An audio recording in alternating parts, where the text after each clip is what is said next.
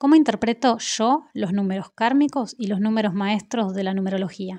Bueno, sabemos los que seguimos la numerología que existen números asociados a faltas de armonía, que son el 13, el 14, el 16 y el 19, y números asociados a un estado de encarnación con mucho conocimiento, ¿sí?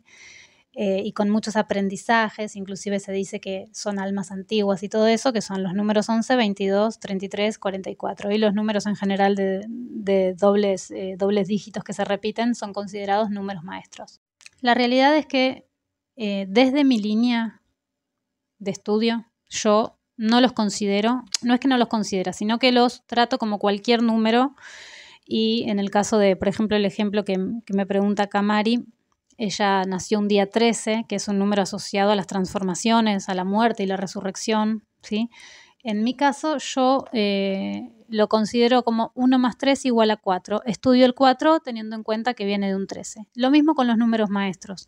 Yo, por ejemplo, tomo un número maestro, por ejemplo, un 22, y yo lo analizo como un 4, sabiendo que viene de un doble 2. Esto yo lo voy a hablar con mucha más profundidad en el curso de numerología, pero la verdad es que si yo me tengo que poner a estudiar o a observar, a indagar los números, los supuestos números kármicos, yo la verdad es que entiendo que son formaciones de números hermosos. Por ejemplo, el 13. Tenemos el 1, el número del espíritu, la unidad, que no se divide. Y tenemos al lado el 3, el triángulo, el número de la resolución de los problemas, asociado con Júpiter, por ende un número afortunado. Yo no le encuentro un carácter de, como decir, kármico en un sentido maligno, en un sentido de nada extraño que no pudiera tener otro número. Por otro lado, yo entiendo que todos los números de 1 a 9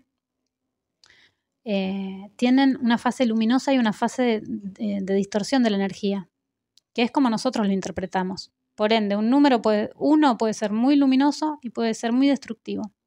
Y eso depende también un poco del resto de los números que lo estén acompañando y de un montón de cuestiones. Pero por sobre todas las cosas depende del ser humano.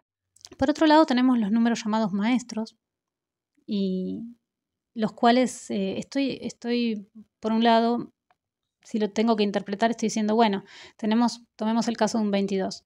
Tenemos un doble 2. Se supone que las dos energías numerológicas son las mismas y que van a trabajar de alguna forma con armonía entre ellos, ¿no?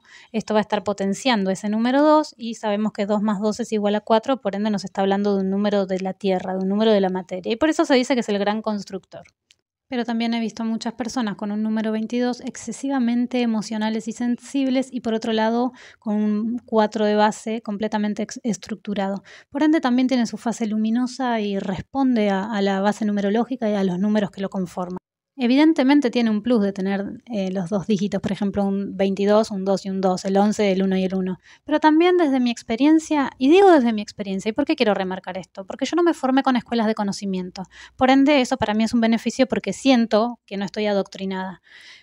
Claramente siempre estamos adoctrinados en algún sentido porque bueno, todo lo que llega a nosotros de líneas esotéricas, sea la astrología, la numerología, el tarot o cualquier cosa, siempre pasó por las manos de los encargados de las escuelas de conocimiento y obviamente eso viene de mucho más arriba y siempre todo está como intervenido, ¿no? De alguna forma, y eso es en todo. Pero bueno, siento que al menos soy bastante autodidacta y desde mi experiencia, que ya llevo, no sé, yo empecé con la numerología desde los 13 años más o menos, y, o sea, llevo un montón de tiempo con la numerología, jugando con los números y luego desde un lugar más responsable. Y desde mi experiencia, yo lo que tengo que decir es que he visto a personas con gran carga de números maestros, con una confusión. Y también he visto a personas con números maestros, y esto es una visión personal desde mí, viendo yo a personas con números maestros, siendo utilizadas para fines que yo considero no muy luminosos. Quiero decir que muchas veces podemos ver a las personas con números maestros ocupando cargos políticos, como líderes o guías espirituales, ¿sí? Y hay que ver cuál es el trasfondo real de las cosas. Y ya sea que tengas un número maestro o kármico o el que sea, si vos no estás al mando de tu energía, de tu mente, de tu sentimiento y etcétera, etcétera, de todo lo que nos forma, y no sé, tal vez siempre estamos siendo intervenidos por otras personas que van a estar muy contentas de estar a cargo de tu energía y de bajarte una línea de conocimiento y una línea de pensamiento. Entonces yo apelo a lo que yo fui viendo. Yo solamente creo en lo que yo veo y en mi experiencia y en mi camino. Y también veo que los números llamados kármicos, que es verdad, yo veo que a veces en consultas es verdad, las personas que tienen 16 están asociadas a pérdidas, las personas con números 13 a cambios muy profundos que no le dan tiempo casi ni de reponerse, y es verdad, los números kármicos se pueden ver cuando vos estudias o haces una carta natal. Pero también quiero decir esto, los llamados números kármicos también son los que dan resultados maravillosos. Pero realmente si lo estudiamos desde la configuración de por ejemplo, un 16, 1 más 6, podemos ver a números hermosos que simplemente tienen que aprender a trabajar juntos.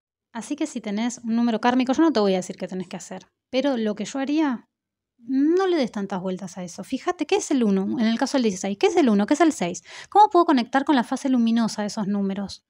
Quiero decir también que la idea de karma y todo esto también está asociada muy con el tema de recompensas y castigos. Está asociada mucho con una parte religiosa, ¿no?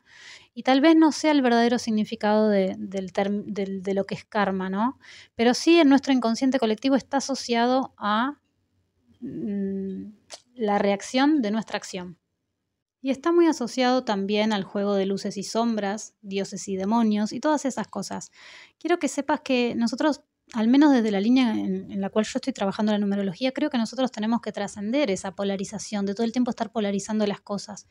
Vivimos en una dualidad, es innegable, pero al menos desde la parte en la que yo lo veo, creo que tenemos que reconciliarnos con esas partes en sombras y esas partes luminosas. Tenemos que intentar unificarlas. Y si no la vemos, nunca las vamos a trascender. Eso no significa que las tenemos que incorporar a nuestra vida, sino verlas, porque por algo están ahí. Mirá qué diferente es, ¿no? Por ejemplo, tenemos la fase distorsionada de un número y la fase luminosa. Y entonces, si en vez de tener cuidado de ese número distorsionado o de ese número kármico y decir, ay, nació con un número kármico y en esta vida tendrá que... ¿Y por qué si en vez de hacer eso no nos ponemos a investigar? ¿Qué significa esto? ¿Cómo lo hacemos luminoso? ¿Cómo lo llevamos a su fase más luminosa? Y ya está, es el presente que tenemos. Por otro lado, el tema de las armonías y de las faltas de armonía es complicado. Por eso quiero hacer un video y lo trato en el curso este tema. Y ustedes fíjense, todo en nuestro planeta, en nuestro cosmos inclusive, está organizado por una secuencia numerológica que es armonía. Es, por ejemplo, podemos verlo en la secuencia de Fibonacci, ¿sí? Cómo se forma esa estructura perfecta y repetitiva, ¿sí? En la naturaleza. Y eso no deja de ser, si bien para nosotros decimos esa armonía, es armoniosa, eso no deja de ser una configuración. ¿Sí? Una configuración de la creación, de la llamada evolución. Pero antes de la creación había una forma de energía original, que era lo que éramos nosotros antes de ser materia. ¿Qué quiero decir con esto? Que si, por ejemplo, en alguna secuencia numerológica nosotros reemplazamos la secuencia y ponemos números kármicos, esos números kármicos van a dar faltas de armonía.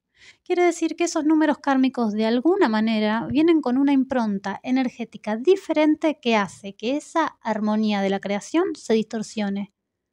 ¿Qué quiero decir con esto? Que el conflicto que puede crear un número kármico nos va a llevar a un sitio tal vez, y depende del ser humano, siempre depende de nosotros, nos puede llevar a un curso acelerado.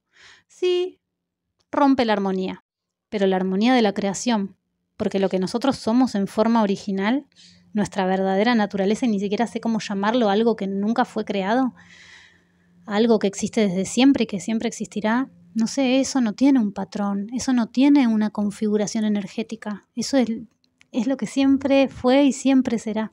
Así que no te des tanta vuelta con los números kármicos y maestros, vos preocupate de ser y de ser la parte más luminosa que vos consideres.